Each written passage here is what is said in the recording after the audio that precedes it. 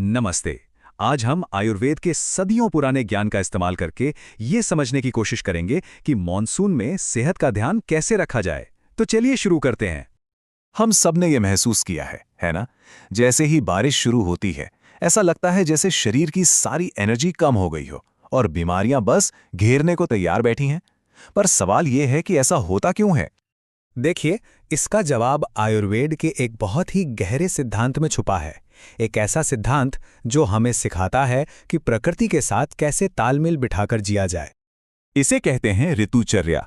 इसे ऐसे समझें कि ये सेहतमंद रहने के लिए एक तरह का मौसमी रोड मैप है, जो हमें गाइड करता है कि हर मौसम में हमारे शरीर को असल में चाहिए क्या। अब देखिए, ये बात सच में बहुत दिलचस्प है। आयुर्वेद साल को 4 नहीं बल्कि 6 मौसमों में बांटता है। साल के 2 हिस्से हैं, आदान काल, जिसमें सूरज और हवा हमारी ताकत थोड़ी कम कर देते हैं, और विसर्ग काल, जब कुदरत हमें वही ताकत लौटाती है। और हमारा मॉनसून यानी वर्षा ऋतु इसी एनर्जी देने वाले विसर्ग काल में आता है। और इन मौसमी बदलावों का हमारे शरीर पर क्या असर होता है, इसे समझने की चाबी है आयुर्वेद के 3 स्तंभों में, जिन्हें हम 3 दोष के नाम से जानते हैं। ये 3 तरह की एनर्जी हैं। एक है वात, जो शरीर में हर तरह की मूवमेंट को कंट्रोल करती है, जैसे सांस लेना या ब्लड सर्कुलेशन। फिर है पित्त, जो हमारे डाइजेशन और मेटाबॉलिज्म की एनर्जी है। और तीसरा है कफ, जो शरीर के स्ट्रक्चर और हमारी इम्यूनिटी को संभालता है। सेहतमंद रहने का राज इन तीनों के बैलेंस में ही है। लेकिन एक चीज है जो इन तीनों दोषों पर भी असर डालती है, और वो है हमारी अग्नि, यानी हमारे पाचन की ताकत। आयुर्वेद कहता है कि शरीर की ज्यादातर समस्याओं की जड़ कहीं ना कहीं कमजोर अग्नि ही होती है।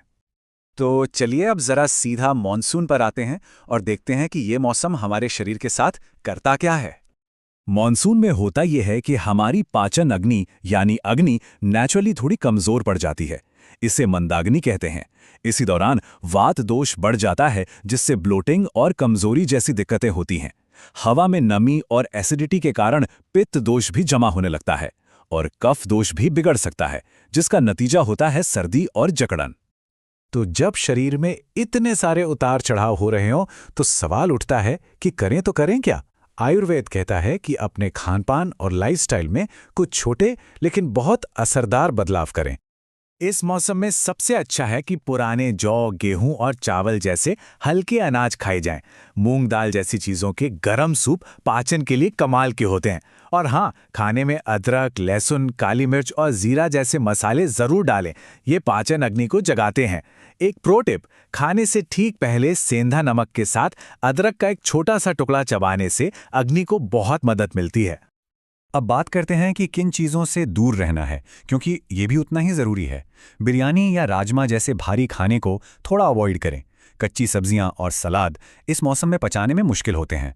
दही के बजाय छाछ पीना एक कहीं बेहतर ऑप्शन है। और हाँ, नदी का पानी या ज़रूरत से ज़्यादा तरल पदार्थ पीने से भी बचना चाहिए। अच्छा, तो खाने पीने की बात तो हो गई, अब जरा लाइफस्टाइल पर आते हैं। यहाँ 4 बहुत काम की बातें हैं। पहला, खुद को गर्म और सूखा रखें।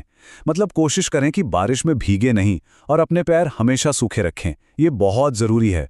दूसरा, एक्सरसाइज करें पर आराम से। योग जैसे हल्के व्यायाम परफेक्ट हैं, लेकिन बहुत ज़्यादा थकाने वाले वर्कआउट से बचें।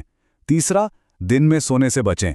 मुझे पता है दोपहर की नींद बहुत अच्छी लगती है, पर यह मेटाबॉलिज्म को धीमा कर देती है, जिससे पाचन और बिगड़ता है।